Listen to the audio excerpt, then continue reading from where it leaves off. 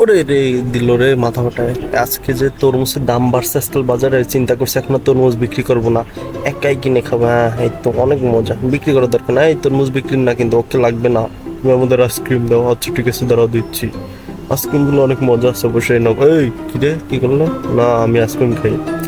এই শালার পোশাল, আমার আইসক্রিমটা ফেলাই দিলে সমস্যা নেই, আমি এই অবস্থায় খাবো। আহ, যা বলদ শালা, এই অবস্থায় খাই। বলদ কি করবো, আপনি ফেলাই দিলেন কেন? আমার কাছে আর টাকা নেই, আমার দিয়ে তাড়াতাড়ি। রাক্ষস আইছে রে দোকানে, ওর দোকানে কিচ্ছু থাকবে না। ওরে আল্লাহ রে, তো টাকা দেবে না। এই তুই আমার টাকা দিয়ে দিস, ওখানে টাকা দেবে, আপনি টাকা দেবেন। এই কি বললে, তোরে কিন্তু থাক থাক লাগবে না ভাই। বন্ধুরা দেখছো কি অত্যাচার করতেছে এদের উপর। এই তাড়াতাড়ি কিছু দে, মাথা ফেটে গেছে, টিস্যু দে জলদি। আরে রে বন্ধুরা, তোমার যদি এর উপর একটু মায়া দেওয়া হয়ে থাকে তাহলে একটা লাইক এবং সাবস্ক্রাইব করে দিও। আমার সব লস হয়ে গেল, এখন আমি নিজেই খাই সব শেষ করি।